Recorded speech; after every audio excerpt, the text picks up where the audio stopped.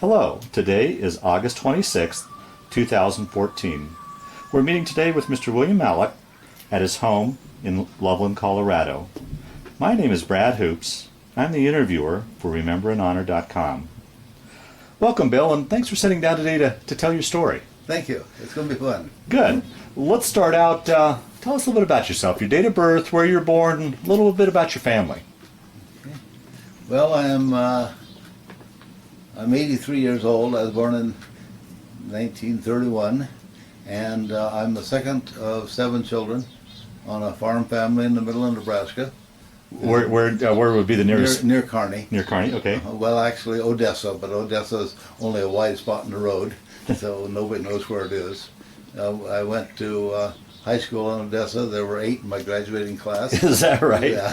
So you see that, and I was one of the few. Probably the school was in existence 30 years, so there weren't that many ever went on to college. Back then, college wasn't common, but I decided I wanted to go to college. So my dad said, if he got us all through high school, that's probably all I expect out of him. And so if I wanted to go on to college, why, I could do it on my own. Now, of all the kids, where'd you fit in that order? I was number 2. Number 2? Okay. Number 2, and Okay. 6 6 were boys, 1 girl. And all 6 of us were in the military. Is that right? 3 in the Air Force and 3 in the Navy. I'll be darned. And your dad was a farmer by trade then? He was a farmer. Okay. Talk a little bit about life growing up on the farm and... Okay. Well, our farm was a dairy farm, and we did not have electricity. We milked about 20 cows at one time or other, as I remember, but there were at least 3 or 4 of us boys who were big enough to sit by a cow and milk her. So we milked cows and separated milk and sold cream and then later sold milk and farmed, and it was easy and hard at the same time. Yeah. We didn't have any money, but we got along fine. There was add one story here if you want. Yep. When I was about 10 years old, Dad had us out in the cornfields cutting cockleburrs. Now, cockleburrs are those bushy plants with a big, we used to call them eggs. What's the bird? What's the animal with the spines? I can't think of. Oh, anyway, they were porcupine eggs. Oh, okay. Porcupine eggs, and so we lived by the Platte River, and the coyotes were out in the river, and they would come out in the cornfield and sit and pick the burrs out of their fur, and then we'd have a patch. And of course, back then the corn was all picked by hand, so you had to walk through these burrs in the fall picking corn, and so Dad would have us cut these out. Well, our neighbor got through with Dad's, and our neighbor said, "Why don't you cut for me? I'll pay you 50 cents a day." Now that's big money for us. So we said, "Gee, he's got a big farm, so we might get 5 or 6 days." Well, it turned out his hired man was a tall, lanky, long-legged man who ran up and down the rows. And so we got covered. The first day I remember 5 miles in the morning and 6 in the afternoon. Oh, jeez. Hoeing on the way, walking in, and the corn stalks were, they'd scratch you, and so. But when he got through, we had made $4 apiece, and old Frank, the old German, little short and fat German farmer that hired us, he said, "Tell you what I'll do, I'll race at the barn, double or nothing." Oh, no. And he probably was 60 or 100 years old, and gosh, he's fat, and he probably can't run very fast. We're 10, 11, 12 years old, but that was big money. And we all decided we would keep our money and we wouldn't race. Oh, really? Even though the odds were pretty good, you still... Odds were good, but we were a little conservative. So that was probably the start of my conservatism. Anyway, it was an interesting growing up that way. Yeah. And after I got through high school, I worked for a year and a half before I started college. Became interested in forestry, and I'm not just sure when and why.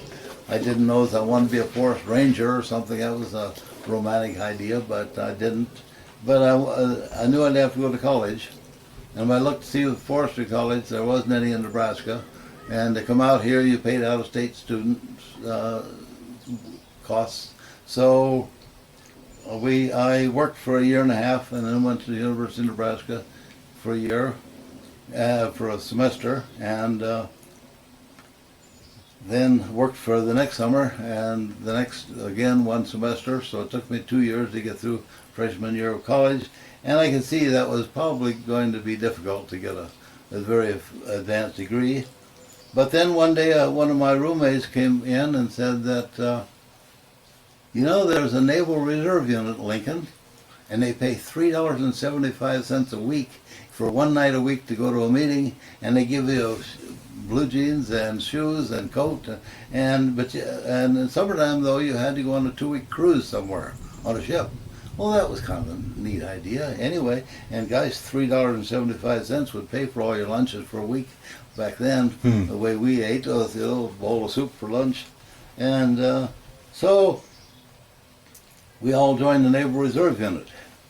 Interestingly, just before the Korean War broke out. Oh boy! And so the first summer, I went on the cruise up in Lake Michigan on a destroyer escort, and I found out right away that while I like the Navy, I don't like ships. Oh yeah, here's a landlocked boy from Nebraska going to. That's right, and I can't go very far in a ship without feeding a fish over the rail the whole way. So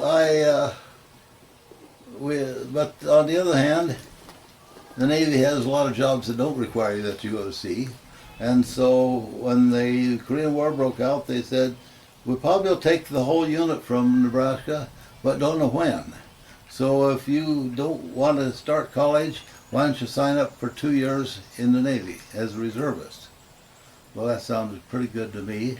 And they decided that in 2 years' time I get GI Bill, which pays some of my expenses going on to college afterwards. So I signed up and went to the Navy for 2 years. So during that 2 years you were out of college, you were... I did not go to college Okay. after my freshman year. Then I dropped out and went to the Navy. And where'd they send you? After boot camp, because we were kids, they sent us back to boot camp. And then we went to Naval Aviation School in Jacksonville, Florida. And that must have been unique. I imagine, like many of your generation growing up, you probably hadn't traveled too far away from the farm. Now you're down in Florida. That's right. I'd never been up very far. I'd never been down to Nebraska before I graduated in high school. And so I went to Naval Aviation School, and at that point I found out that all you had to do is pay a little bit attention. You don't have to ever do KP, work in the kitchen or anything. They went to school, and they said the top person in the class got his choice of advanced school in the Navy, something or other, and then they showed us what an electrician does and what a weatherman does and what a seaman does. And I said, hey, if I study a little bit harder and don't play as much basketball in the back court and so forth, or go to town every night, why I can get into some other school that I want to go into. And I decided after learning a week about weathermen, I would decide I'd be an aerologist, the Navy calls us. And I did. I came out number 2 in the class down there. And they sent us up to New Jersey then to the weatherman school. And I did the same thing there. They said, first thing, flunk out 10% every week, and exams on Friday, and that they would eliminate a few people out of the class every week, and I decided that was not going to be me. And so my roommate and I, we'd put a blanket down and by the crack in the door at the 10 o'clock curfew, and we'd sit up and study for another hour, and we came out number 1 and 2 out of that school. Oh, be darned. Yeah, so, and that meant we got to, then gave us choice of where we wanted to serve in the Navy. Here's the list of places to go. And I went to Point Mugu Naval Missile Test Center. Now, where's that located? That's in Point Mugu, California, which is near Santa Barbara. Well, you just zigzagged all over the country. But I stayed in the States. Yeah, I didn't get on the ship. Now, was the war still going on at this time? Oh, or yeah, the okay. war was still going on there at that time, and it ended just about the time I finished my 2 years in the Navy. Is that right? Yeah. So in Point Mugu, I was an aerologist and mostly briefing pilots of weather along their flight paths, or they launched a lot of surface-to-air missiles at Point Mugu, and I had to be out on the ramp where they were launched some of these. Oh, that had to be fascinating. And that was fascinating. And when we weren't launching, we were across the lot next door shooting rifles and pistols and things because just take up our time. Uh-huh. But the one little story was they never gave us any hearing protection. Oh, boy. And so I wound up with some hearing loss out of my time in the Navy. So these things here they're my ear warmers, but they help me hear a little bit better. Now, did you enjoy your work? I mean, did you enjoy the subject? I particularly liked the subject of meteorology. Uh-huh. Although I could see I did not want to be a forecaster, but the more I was there, I decided, hey, I can combine agriculture and forestry and meteorology. And when I get through, I can become an agricultural meteorologist or a forest meteorologist, because both of those fields now we're hiring people to do research in the effects of weather on crops, effects of weather on forest fires, and so forth.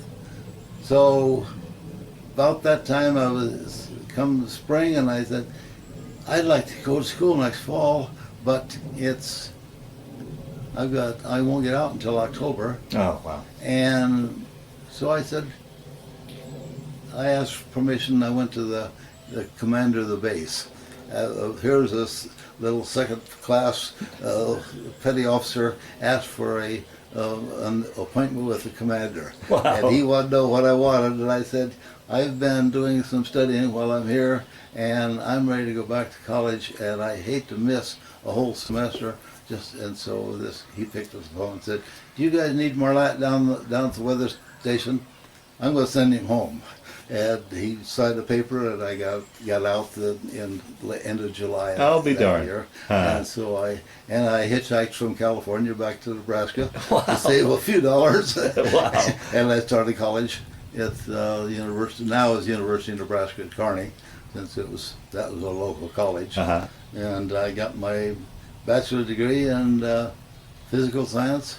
Now, were you able to transfer any of the classes you had in the Navy towards your degree? Yes, I transferred. I got a few credits for that, but I came back and I got my degree in mostly chemistry and physics and math at Kearney, and then went on to Rutgers University in New Jersey. Wow. To get my master's degree. How did you come to decide to go there? I mean, I applied for assistantships at 5 different schools that had graduate programs in meteorology, and there they had one at the College of Agriculture, and I could pretty well put my program together. And furthermore, I went in a department where I was the only graduate student, and there were 2 faculty members and myself for a little department. And that was good because in high school there were only 8 of us in my graduating class, and in college it was a small campus, and so I got a lot of help, a lot of good assistance in getting my master's degree. And you got your master's in meteorology? In meteorology, Uh-huh. agricultural meteorology to be specific, and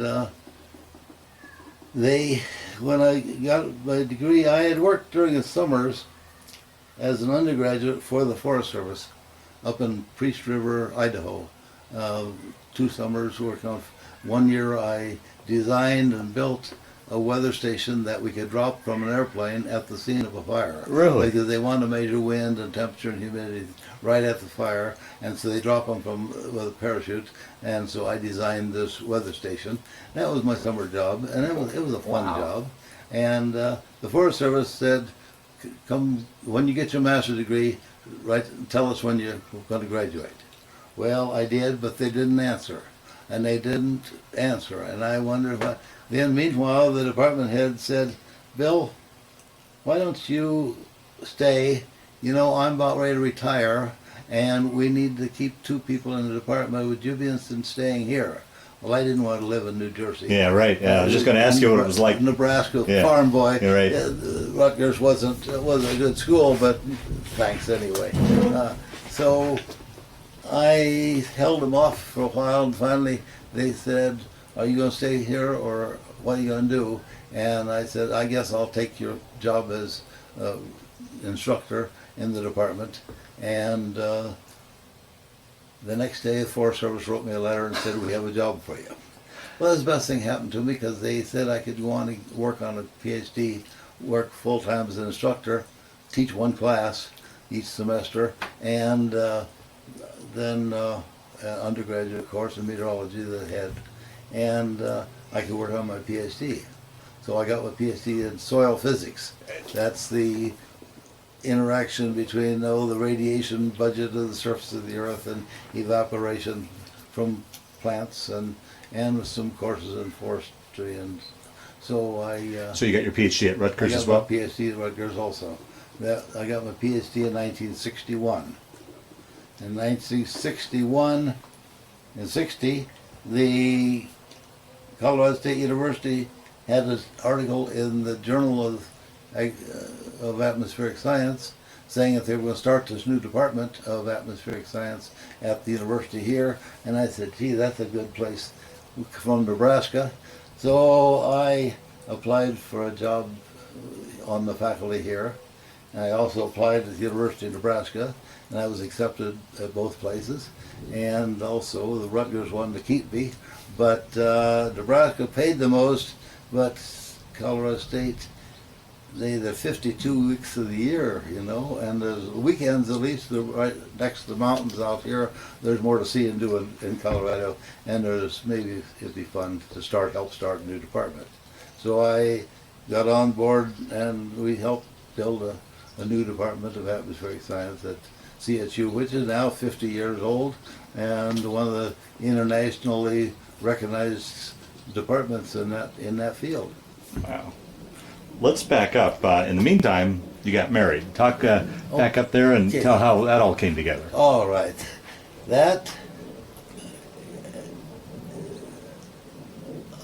When I came back to school from the Navy, I decided that cheapest, fastest way to get a bachelor's degree would be to stay home and milk cows for Dad, and he gave me free board and room. I don't remember for sure ever asking him if I could do that, but I stayed home and drove into town. It was about 6 miles and went to college in town. And I was a bit nervous, I will say, the first days back at school after having been in service a while, but things worked out all right. And I took a course the first semester, a 5-credit course in chemistry, and a course in physics, and 5 hours, and a 3-credit course in mathematics. And I had never taken any of those in high school. In high school I had algebra and geometry, and that was all. And so I knew I bit off a pretty good bite. Went to chemistry class the first day, and now most times if you want to learn, sit up in the front. If you want to sleep, get in the back of the room. No, not with Dr. Morse. She's put you alphabetically in order. And I sat down behind this cute little girl, and that we walked with crutches. She had polio. That was back in the days of polio. And she had polio, and she sat right in the row ahead of me. And then somebody bumped me from back, and I turned around, and this girl behind me was handing me a book. "Would you please pass this book on up to Valletta, to Vesta, my roommate?" So every morning, this book was jammed in the back for me to pass up, and I laugh about it now. And I said to myself, "I'm going to get in with you, young lady, if I have to marry you." So that's how I met my wife, Pat. And Pat's instinct, she was a farm girl from out of Imperial, Nebraska, out in the southwest corner of Nebraska, and she had rheumatic fever when she was in freshman in high school, and had a pretty, two nights in a row they said she won't be here tomorrow. So she so she had, but she did. Got through it, and the state then paid for her to go to college. An assistantship of some kind, because she also has a big family on a rented farm out, and so we both stuck it up and I didn't know that I were another girl in college. I had my share in high school, but in college, well, she was pretty much my girl. I'll be darned. And we got married right after I got my degree. She was a year behind me because I'd had that freshman year before. And so we went back to Rutgers, and she went to Douglas College. Douglas College is a girls' school that was part of Rutgers, and it was right across the street from the Ag College. So she got her bachelor's degree when I got my master's. Oh, wow. And so that's how I met my wife. Oh, a fascinating story.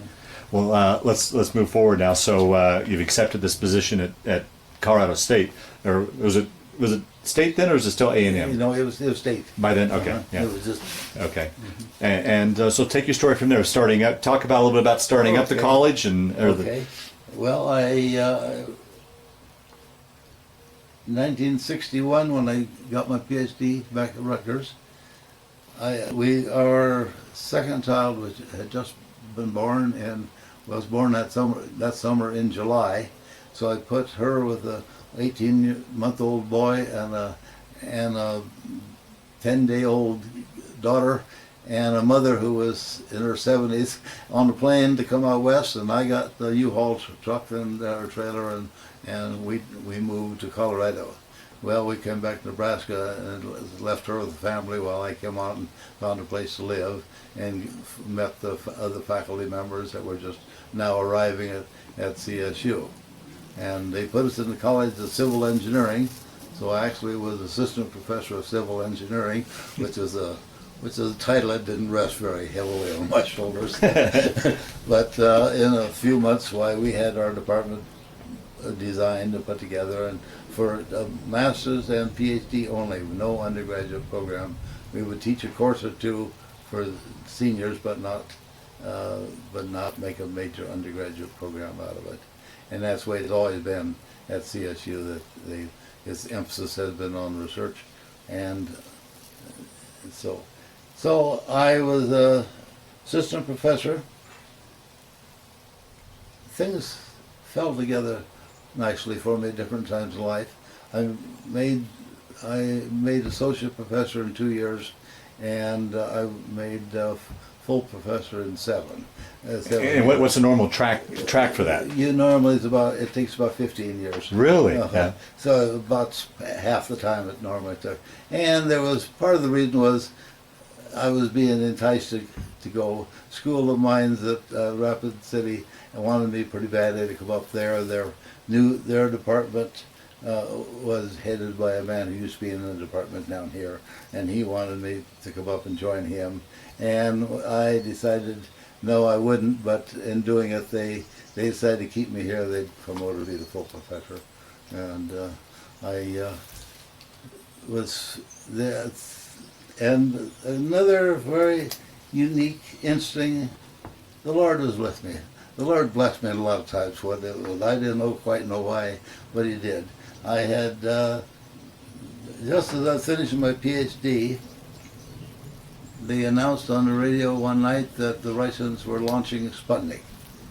Sputnik was their satellite, and I went out, and they had said what time it was going to come over New Brunswick, New Jersey, at just at sunset, and they said you ought to be able to see it, and I could see it, the sun shining on wow. it. Usually wow. You don't see the satellites, but that one wasn't too high, and it was shining in the spot of light. So I went back in and told Pat come out and see the satellite, and I told her this is going to affect us more than anything else. Wow.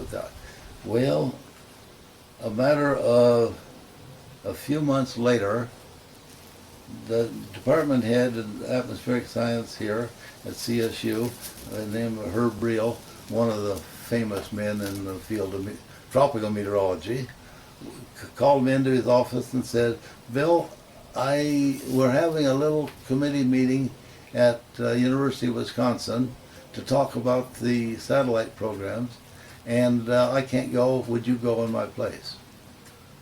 Well, that was shortly after Tyros, the first weather satellite that we launched, was up and first time around, and I went to the meeting, and one of the NASA people from Goddard got up and talked about the measurements of the surface temperature of the Earth from the satellite. And I had done my PhD on looking at surface temperature of plants, surfaces, and down in the crop and the bare soils and such. And I cautiously raised my hand and said, how did you measure the temperatures at the surface? And they said, oh, we just use a weather station somewhere within the area. And I said, but that's not the surface temperature. Because micro scale difference between the ground and 6 foot, which is or 5 feet the height of the weather station, can be tremendous both day and night. Well, then they said, okay, stop for coffee. And immediately in coffee, 2 men came over to talk to me. They were from Goddard, and they said, have you made measurements this kind? And I said, I sure have. Okay, he said, we want you to go home and write a proposal and do ground truth measurements for us on the Pawnee grassland out east of Fort Collins. I said, I found out the Pawnee grassland. I guess they said, find some places to do it. Uh-huh. And we'll give you put in a budget for a small airplane to rent, Wow. and we'll put equipment from the satellites on your plane, and you fly over real low and have students on the ground making measurements, and then fly at different heights above the ground, see effect of the atmosphere on how much effect it has on the temperature measurements. And so I did. I came home, I wrote a proposal, as they said, for just under $100,000. Well, in 1962, this was 100,000. A big project at CSU was $10,000–$15,000. Wow. And here comes Marlatt in with a $100,000 program. Wow. And so then it wasn't, the president of the university waved at me across the campus, and I don't want to say fair-haired, but I was fortunate. The Lord blessed me. Yeah. And then I kept contracts with NASA for 10 years. Doing ground measurements, but we flew over Death Valley, we flew over oceans and tropical oceans, we flew down in Barbados, and we flew around essentially went anywhere and everywhere. And then NASA decided it was such a good idea that they instrumented a Convair 990, a big 4-engine jet, to do airplane measurements too.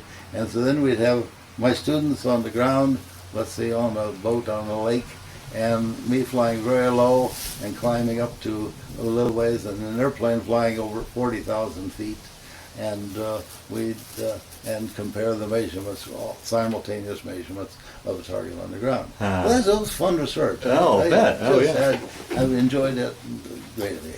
Now, you mentioned you flying. Did you get your license, or did you have... I got my license. We had a full-time pilot. Uh-huh. We rented an airplane from Cheyenne Airport, and we had our full-time pilot that flew it for us. And we went through several airplanes. We started out with a little Cessna airplane, and then we moved to a Piper Twin Comanche, and then to a Aero Commander, a little bit bigger, but still small, but compared to a 4-engine jet. And so now, would that go on to be your specialty, or did you, through your career, did you do... Well, this, you see, was tying surface temperature measurements of plants and looking at the effects of micro temperatures between in a plant canopy and above it. And so it did tie things together. I enjoyed my work with NASA, but still my core teaching, I tied courses together on microclimate and agriculture and forestry, and so I wasn't in the forecasting, and I wasn't in the dynamic meteorology area of the high mathematics that my colleagues down the hall were. Wow. But that initial work, I mean, that sounds like it was groundbreaking. Oh, it was. We really was. Nobody had done much of that before. Wow. At all. It was an interesting time of my career. I enjoyed it very much. Yeah. Well, altogether, what did you say? You started in 61 to 93 at CSU. What were you? Mm-hmm. Yeah. Well, in about 1968, the president called me in and said, Bill, I want the 1970s, he said, is going to be the year of the environment. And I want an environmental engineering or something like an environmental engineering department. Take geology department, they need a PhD program. Take Watershed, they have a program that led to a PhD. And geography and remote sensing, which is what we were doing in the airplane work, and make a department out of it. Well, I went on sabbatical leave for a year and went down to NASA and worked at Houston Space Center and instrumented a couple of their airplanes for my sabbatical leave. And then I came back and having left the atmospheric science department and started a new department that we ultimately called Earth Resources. Wow.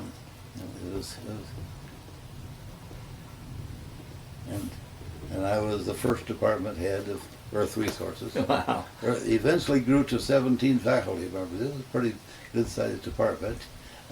We taught some big undergraduate courses in geography, geology, and watershed. Geography didn't join us for some years after that. Eventually they did, but at first they knew I was pretty strong on research, and they didn't much do research, and they were concerned about being pushed to do a lot more research. I didn't push them, but on the other hand, it took some years to get them convinced that they ought to be put in part. Geology, though, really was a good move because they got a PhD program handed to them that way, and that was again an interesting facet of my career, was that geology would bring a visitor in now and then from some mining company, and you're working atmospheric microclimate, and air pollution is one of the areas that I really did quite a bit of work in. Oh, well, we got a problem with a smelter in Botswana. Would you come look at our smelter in Botswana? Wow. So I've traveled all over the world looking at smelters and mines, and the Botswana one was a good, fun example of it. They found a copper mine using remote sensing, flew over in infrared, a deposit, an area on the ground looked different than all around it, and it turned out a big copper deposit, very rich copper deposit. And so an international company came in and said, let's put in a mine, put in a smelter, put in a refinery, and we'll ship out copper. And they did. Then they came to me and said, we got a real problem. We've built all this, but the air pollution from the smelter and everything goes right over and goes into downtown, the town that we built. Well, come look. And I went and looked at the data. Well, they'd put up a weather station, fine. But in that area, it's just west of the Indian Ocean and east of the Colorado Desert. And every day the desert would heat up and the breeze from the ocean would come in to the land, and at night it would reverse and flow the other way.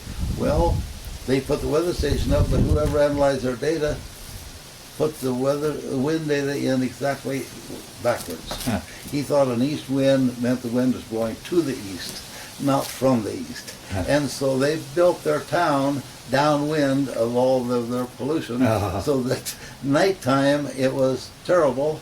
Daytime heating would raise up a little bit because it went the other way. It was interesting because the World Health Organization said, no, terrible, terrible air pollution, dangerous. And so you've got to do something. So they had me come over and build a big the fanciest weather station in the whole continent of Africa for their mine and smelter.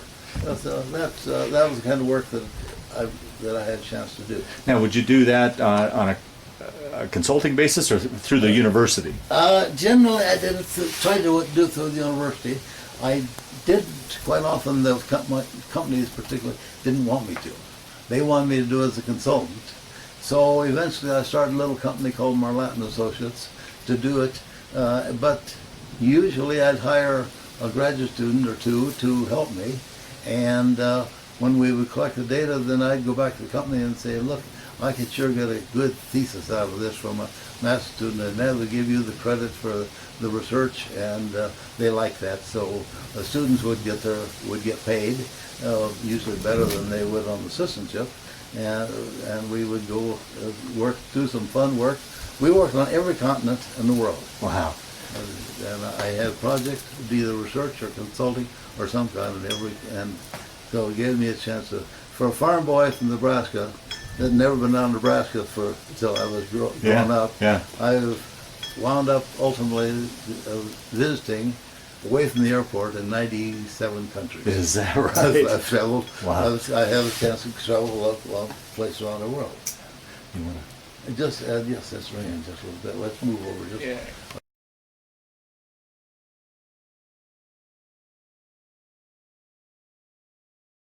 Hello. Today. So 97. Just like being a weatherman, though. That's what I get for being a weatherman. Yeah. We had to move because we were getting rained on. Yeah, exactly. So 97 different countries. It must have just story after story after story to tell. Is there some stories or some interesting places throughout the years that you'd like to share? Yeah, there are two or three things. One, in the early 1980s, maybe the late 1970s, doesn't matter, Dr. Beatrice Willard, who had been on Nixon's Environmental Quality Board, was hired by Colorado School of Mines to head a program of some kind in environment. And Betty was a fine lady, but she wasn't a scientist, and she wasn't an engineer, and I wouldn't want to really call her a tree hugger because that's not really right. She was far better than that, but they had her running a program and teaching a few courses, and then the School of Mines decided they really wanted to have a whole department of environmental engineering of some kind, and Betty didn't want to do it. She wanted to finish writing her book, and she had asked me to come down one night a week to teach a course on air resource management, as we called air pollution studies, and so they asked me if they could borrow me from CSU. Well, by that time I had just finished my time as department head, 5-year time and so I was kind of wondering what else to do new. And so I moved down to the School of Mines in Golden for 2 years to start to organize the department and hire faculty, and we started the first Department of Environmental Engineering at the Colorado School of Mines. Well, it was a little bit difficult. Betty some of the faculty had problems with Dr. Willard, because she wasn't an engineer enough, maybe. The mining engineers and such who didn't really like environmental things anyway, because they wanted to go into their bulldozers wherever they wanted to and look for mine ore bodies, and so Betty and them were not getting along very well, and they told me I would have some problems when I went down there. But on the other hand, I'd had background in I had never gotten a degree in engineering, but after all, I was a assistant professor of civil engineering for a few months once. At any rate, I went down to School of Mines for 2 years and worked and started their department. Fortunately, again, the good Lord does after being in strange ways. The course that I'd been teaching down there, I taught in the evenings. One night a week I'd go down and teach this course, and I found that I had a number of students that would come over, took that course, that worked for mining companies or the federal government or somebody in west side of Denver.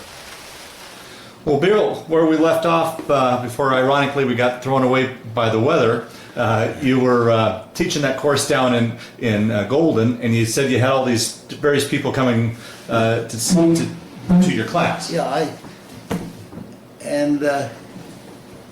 so they suggested that I start, as we did at CSU, to a master's degree in the subject. So we'll teach a course or two at the upper level undergraduate, seniors, and graduate students, and then the rest of the courses. And we had a hydrologist and an environmental engineer, an environmental lawyer that I took from the school, Denver School of Law, who had to help me start the department at School of Mines, and said if we could teach, these were all the courses I taught were in the evening, if we would start the whole program in the evening and just have a graduate program in environmental engineering taught after 4 o'clock in the afternoon.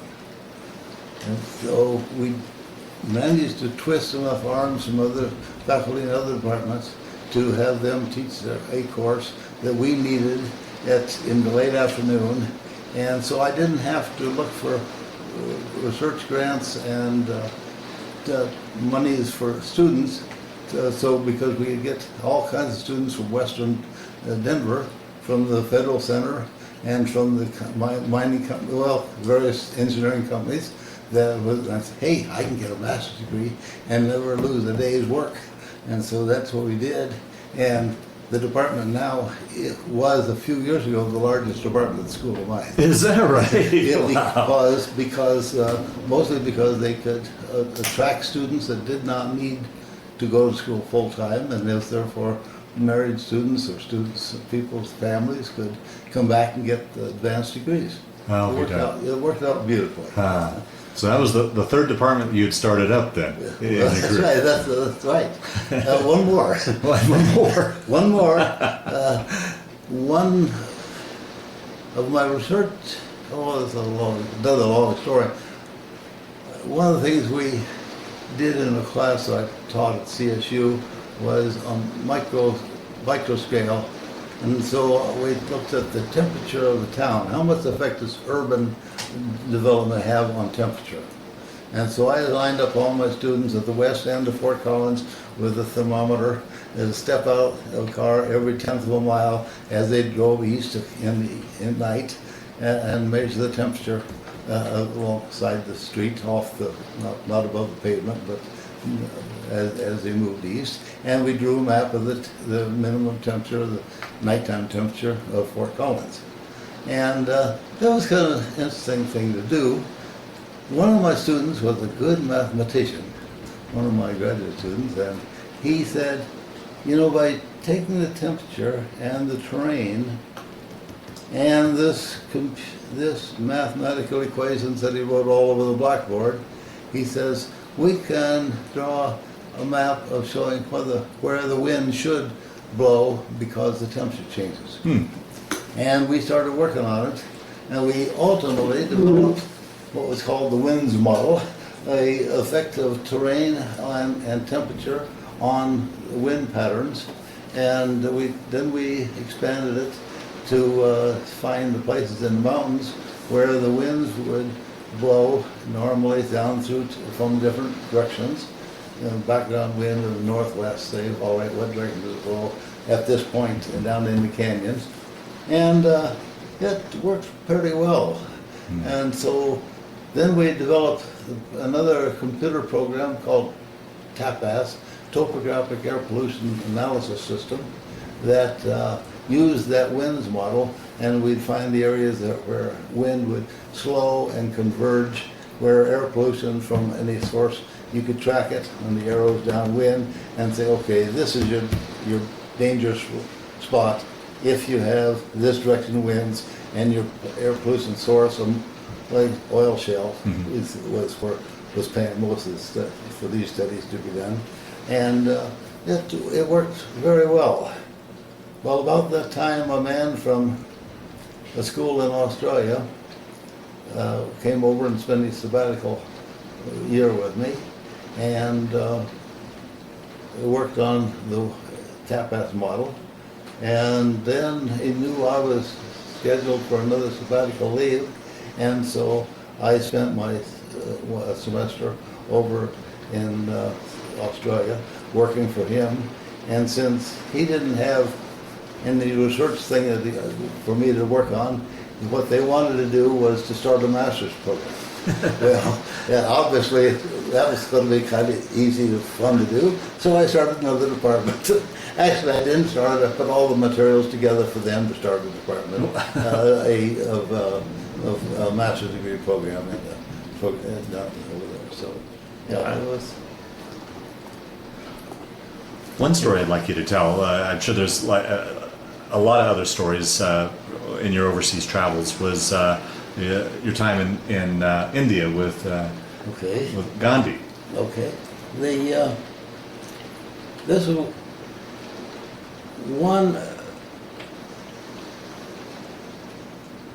several things that came together in the late 70s and early 80s.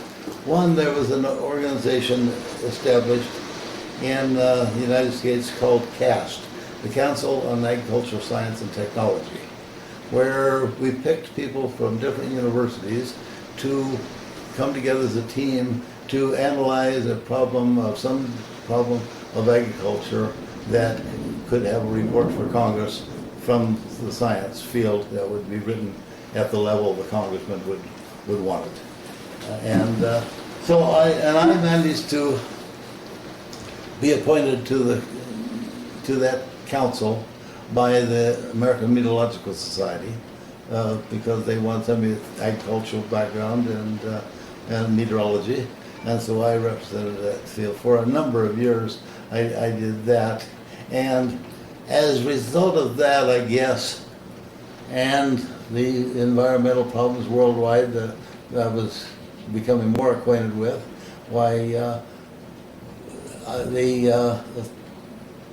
one of the, I don't remember how it came together, but CSU got a grant to send a team of people to India to look at their agriculture, education, and their problems of food and famine.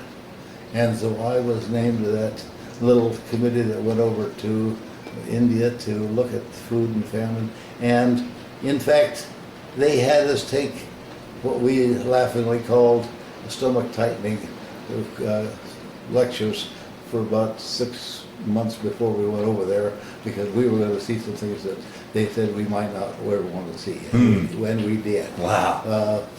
For example, walking on the street in Bangladesh one night, and there in the alley was a blanket with a little 1.5, 2-year-old girl dead, laying on the blanket. They laid on the blanket hoping someone would come and rescue her or take her body away before the dogs came. But in Calcutta particularly, well, all the cities I think, they had dogs that roamed in packs, and they would eat the carcass of people who died on the streets, because the homeless people die on the street. Well, the dogs didn't always want to wait until people were quite dead, and so Mother Teresa had a whole program over there with students who came over to work for her for a year, where students would go out with litters and pick up people that were dying and bring them into the home for the dying. And it was a big warehouse, and they would put them on army cots and wash their hands and faces and let them die in peace. Only some of them died in peace, but not quietly.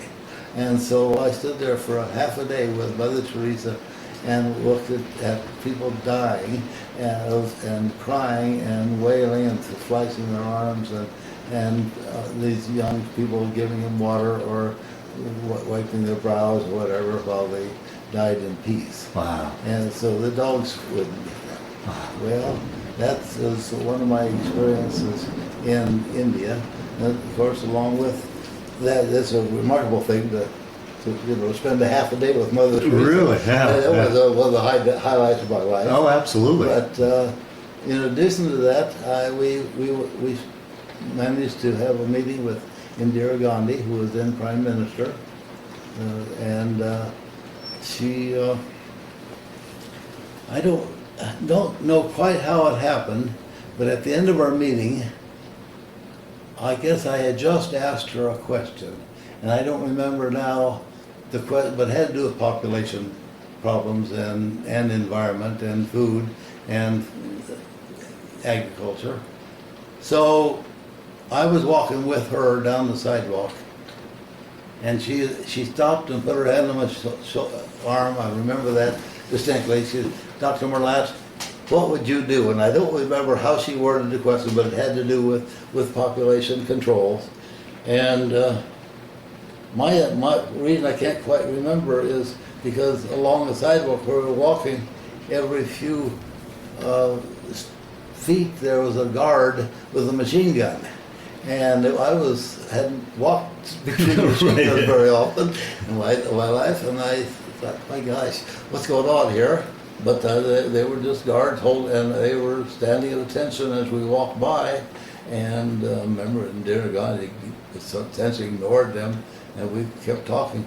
And I came home afterwards, and 4 months later, those same guards on the same sidewalk assassinated her with those same machine guns. Oh, wow. And that could have been me. Yeah, you could have been collateral damage. I could have been with her on that on that particular walk. Oh boy. So that was one of the interesting experiences of my life, if you want to know what are high points or low points. I don't know whether I call it a high or low, but it was an interesting experience anyway. Yeah, it just gets truly highlighted just by the fact that you were just a simple Nebraska farm boy, to start out with. Yeah. What are some other stories that kind of float to the top, or other famous people that you've worked with or met that? Yes. In the late 80s, we started having the term global warming and climate change showing up everywhere, and I wasn't a firm believer in man-caused global warming. Nature is no question. We're having some warming, though whether it's because of man or not, I was somewhat of a skeptic. And yet I tried to have an open mind about it, more maybe not as much as I should have had. But about that time, I was selected to be on another committee that this time went over to the former Soviet Union to talk to some of their people about environmental problems and global climate change and such. And there were about a half a dozen of us that were named or paid for to go over there and do that. And so I did, and as a matter of a few days while I was there, one of the things they did was to, back up to make the story a little bit more straightforward. It happened because one of the Soviet leaders from our Academy of Sciences came over here. And he was at a meeting in Boulder when Bob Lawrence, one of the professors of political science at CSU, happened to be at the same meeting, and they talked together. And this man invited Bob to bring this team of people over to the Soviet Union to look at and talk to their people about it. So I got named to that committee to go over there, and we did. And I was also asked to give a lecture or two at the University of Moscow which is interesting because they had no interest at all in the subject I was talking about. They wanted to ask me questions about how much do professors in America make for salary and how big is your house and things like that. And I thought, and I kept trying to tell them, look, that's not the problem. The problem is I'm a middle class professor. My salary is about the same as your professors that's over here. Only it isn't because yours don't make as much. But how much do you pay for electricity each month, and how much you pay for things? And they had trouble understanding that. But they asked me if I then I came home and I sat down and wrote a proposal to say, let's compare remote location stations for weather and air quality and water quality and vegetation changes over time. And we'll set these at 4 stations, say a boreal forest of Canada, a boreal forest of Western Siberia, a desert of New Mexico, a desert of Uzbekistan, and so forth. Mm-hmm. And so I sat down and wrote the proposal. And I said it would sure help if I had some people over there in Soviet Union to work with me on this. And about that time, one of their men in their Academy of Sciences got in touch with Bob Lawrence, and this man was his interesting chap. He was the man who counted the number of nuclear bombs that we had, and compared to the number they had, and such. And but he was real interested in environmental problems, and so he talked to me. Suddenly we found out he came over to the United States. That was it. He came to a meeting in Washington to talk to some of our people. And since he was in Washington, D.C., Bob Lawrence and I got on the phone and invited him to come to CSU to give a lecture or two. And we did, and he had breakfast with me, and he said, I want you to come back over to Moscow and give 3 or 4 lectures, and let's meet tomorrow and decide what the lectures should be. And so I worked out several generally environmental or agricultural oriented topics that I might want to give them some new information on. And he agreed with those, but he wanted one more.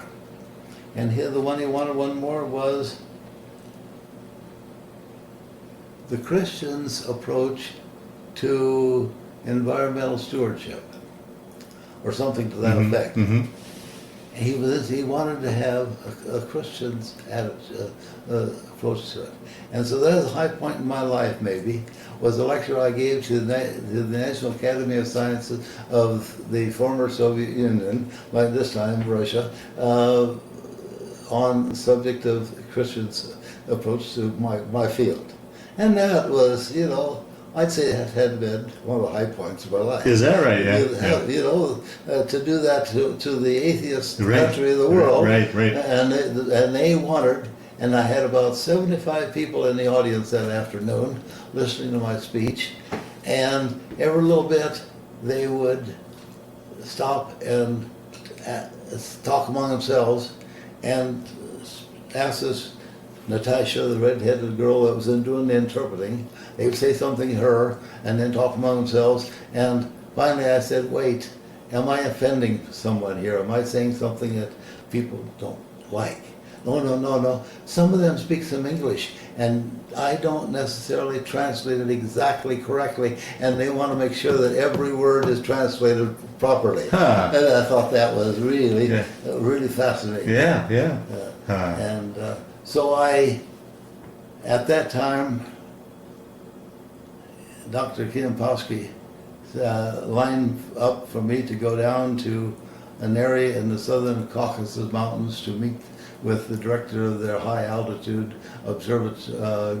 research center, and to go to research wilderness area in northern Russia to talk to a man up there, and both men read my proposal and both wanted to work with me. And so we wrote this research proposal for us to set up these stations over there and over in North America compared to Eurasia.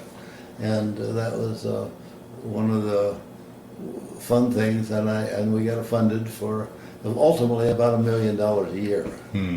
And so after several years of that, I went to the doctor one day. First, who knows, I don't remember what for, but my family doctor said, "Bill, it's time you thought about changing your lifestyle, and it's your heart's giving you some trouble." Oh boy. And so I went away. My wife heard him say so, and on the way home she said, "Bill, why don't we hang it up? Why don't we quit?" "I can't do that. I've got this big research project." Well, then I got to thinking about it. All of the fun part of that, the working between the two nations, the project, that possibilities, and finding the sites to put the stations out, and setting up first stations up. Well, that's finished. I could retire. They're just going to collect data from now on, and so I wound up deciding it was time to retire. Oh wow! Was that a hard? And they, in the time they did it, they put Soviets like to wear medals. So they hung a medal on me. Oh really? And gave me an award. I made an honorary Doctor of Science from the Soviet Union. Wow. Wow. Not very many honorary Doctor of Sciences at CSU. Yeah, right. Yeah. Wow. Was that a rough transition for you going into retirement? I mean, after it would have been, but I guess I'd say it wasn't. It wasn't. I still kept a couple consulting projects, and I had hired 2 Russian girls.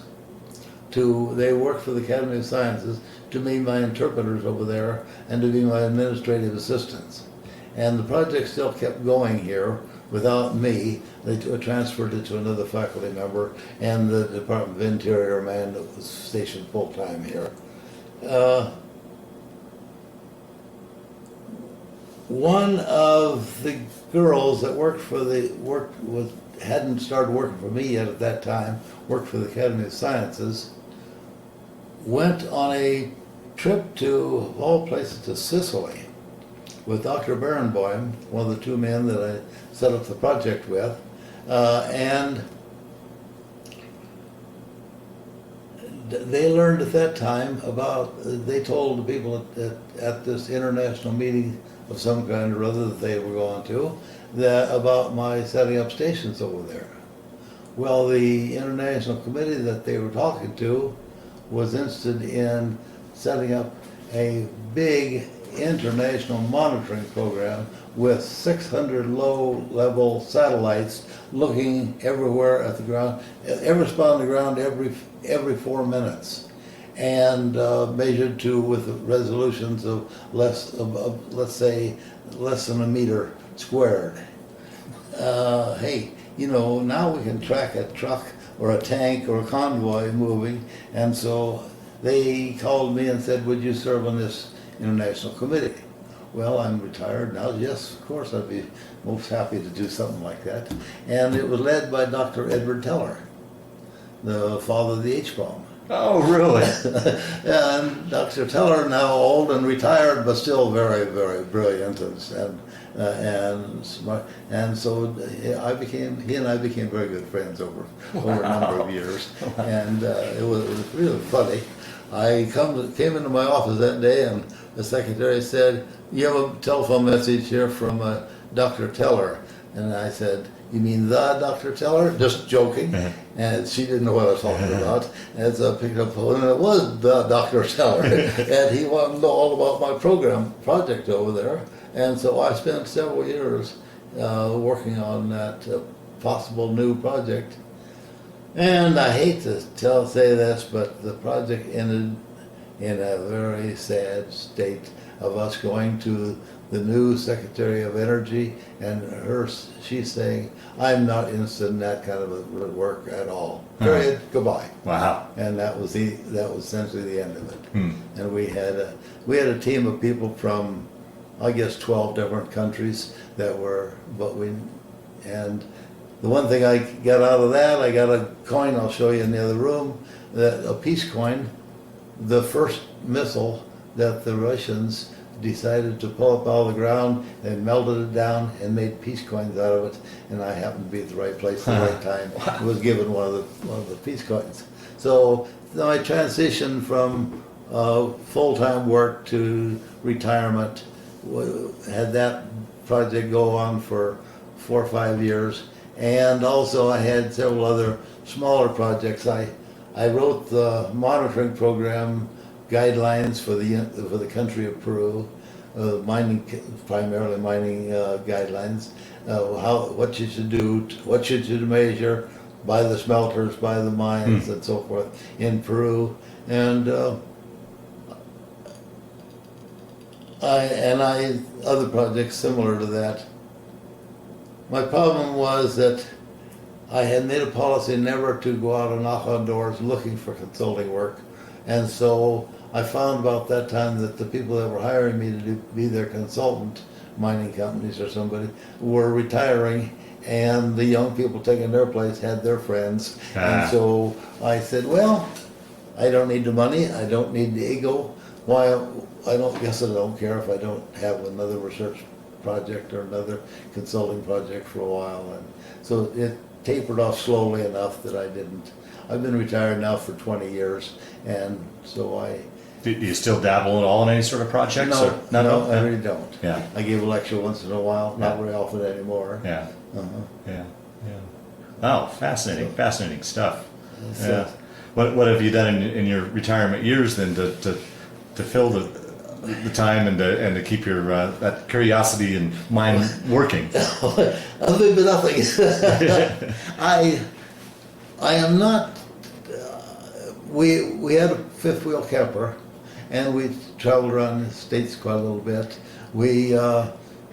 Pat's sister and her husband were dairy farmers in South Dakota, and having grown up on a dairy farm myself, I know that the longest trip about you get to make is from the house to the barn, and you better be there morning and night to do that. And so Ann and Richard retired a few years after us, and they said, Bill and Pat, take us and show us the world. Oh, wow. And so we've done a bit of that. We took them, cruises to the Caribbean and to the Eastern Mediterranean, and we've driven up to Nova Scotia, and we've done enough of those sort of things. And now 2 years ago, Richard passed away. He had cancer, and so his wife, they had a ranch and this dairy farm up on the Black Hills.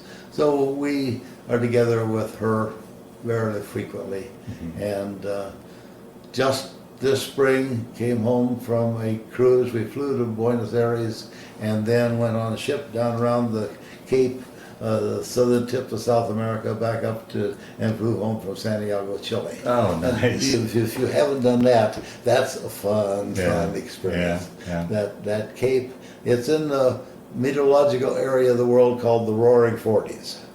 40-degree latitudes, and the winds coming around the Antarctic hit the Alps in southern Chile and funnel through there, and it is a nasty wind. And the ship, in fact, when we got to the very southern tip of Argentina, the man from the town came out to guide the ship around the Cape, because the captain can't do that. They need a special pilot, been doing it for 30 years.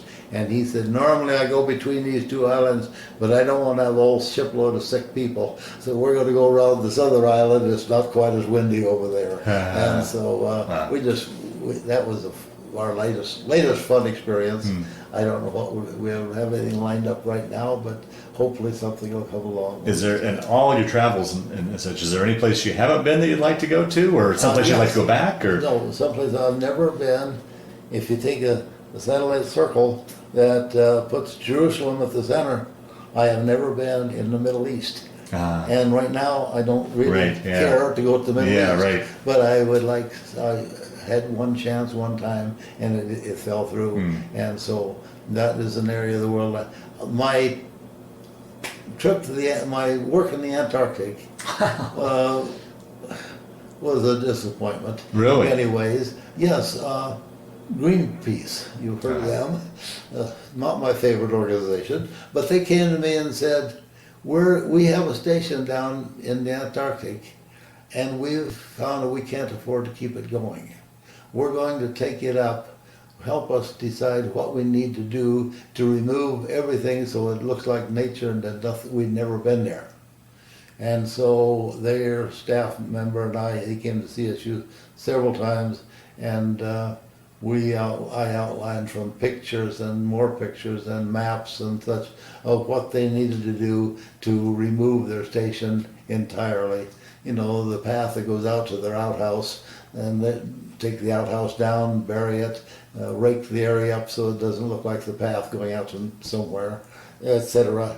And got ready to do it, and they postponed once, and then the second time they had to do it was right at my examinations time here, and I'm on a bunch of graduate student committees that are having their oral exams, and I cannot get away. So I sent a graduate student down to take my place, and it was a girl. She was the only one I found available and wanted to do it, and she went down and she oversaw the job, and she did a good job.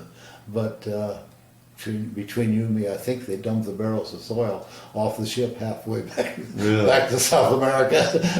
I don't know that that's the case, but I always wondered what they did with all those barrels of soil that where they'd had kerosene barrels and for their heat stoves. They spilled a little kerosene on the ground. Well, they wanted to clean all that up, so I said, okay, take 3 inches of the top 3 inches. So all that's all there is before you hit permafrost anyway, and so they hauled that soil in barrels back to the middle of the ocean. I don't know if that's the case, but I laugh and say I think that's where it went. So that's the only continent where they said I got to go on the second trip, but they did such a good job on the first trip they never went on a second trip, so I didn't. Oh wow! And Well, I won't say it. I was going to say that my experience with the Greenpeace was friendly and nice and all that, but I don't know if I would have cared all that much about going to someplace with them. I went to a couple of their meetings. They are much more tree huggers than I am. Yeah. Well, let's reverse courses here and talk a little bit more on the personal side. Talk a little bit about family and Pat and the kids and grandkids and. All right. We'll start from the beginning. That when we became engaged, I learned that Pat's trouble with her illness with rheumatic fever when she was in 9th grade in school, or 10th, I don't remember. The doctor said if she got well, she should have surgery and make sure she never have children. But they had no money, and they never did that. And so before we got married, we went to Omaha and had sort of checked out. She had a heart murmur, a pretty loud heart murmur. And he said, you can have 1 child if you don't have any problems. You can maybe have 2, but don't go thinking about big family. And Pat came from 8 children, I came from 7. Right. But at the same time, that was probably good advice. And so we made sure we didn't start our family too soon. And so it was about 3 years before we decided, well, right, after I got my master's and was starting working on a PhD and being paid full time, now let's start our family. And she managed to have a miscarriage on the first one on Christmas Eve, which was kind of a blow to us both. Yeah. But we waited a while, and then Now I don't even remember what we were talking. We were talking about starting a Oh. family and having that Okay. miscarriage. Our son Stuart was born, and it was only a few months later, too soon, that we discovered he's going to have a little sister. So we moved out here when Stuart was 18 months old, and Valerie was only a few days old. And we rented a house on the east side of Fort Collins. Then after a few years, we built a house out on Horsetooth Road, where I bought 3 acres.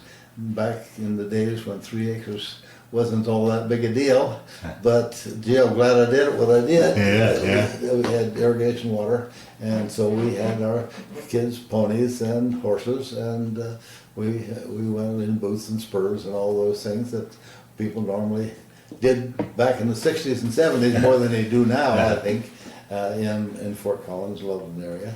And our children both went to Rocky Mountain High School, and our son decided he wanted to he got a degree in mechanical engineering, his master's and PhD both in aerospace and engineering, and he's an aerodynamicist that works for, what do they call it, the rocket company that used to be Boeing and Martin's, Marietta's locking their rockets divisions.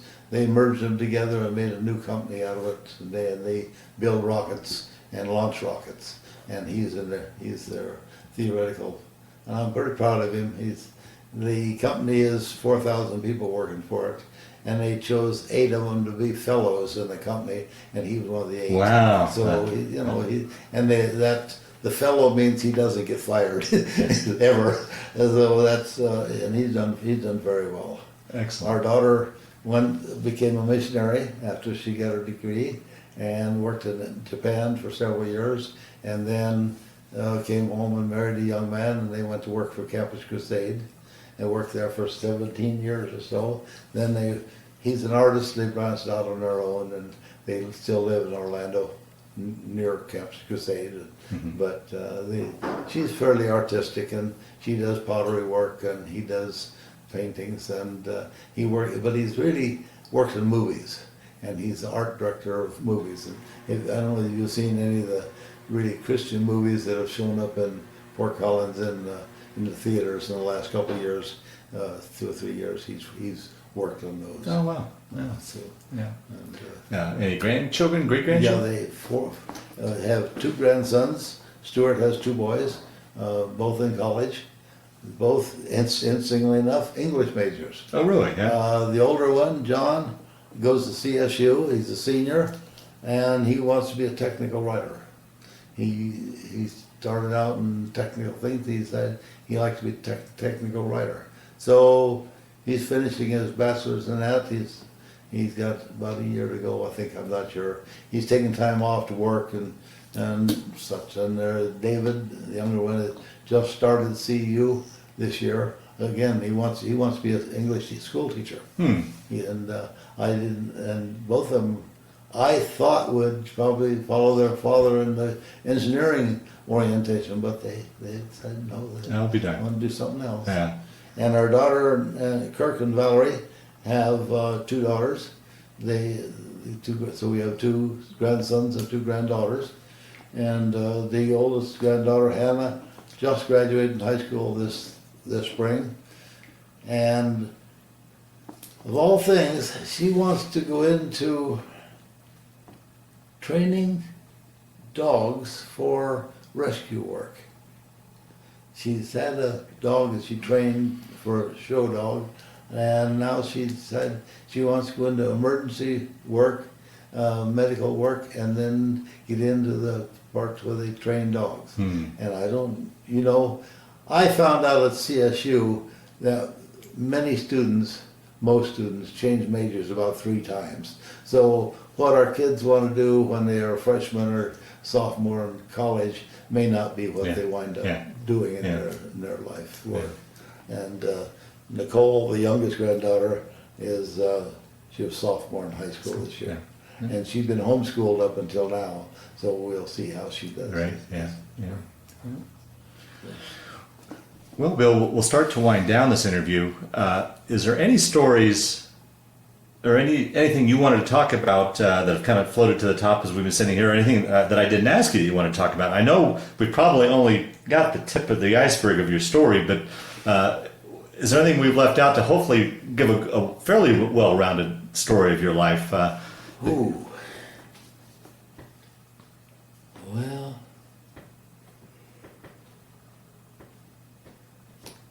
no, I can't think too much. My wife and I have over the years enjoyed, we enjoy doing many things together, but she always claims I've tried to kill her. Oh, sorry. Well, I bought her a horse. See, she was the youngest of 8 children. Her father was 62 when she was born.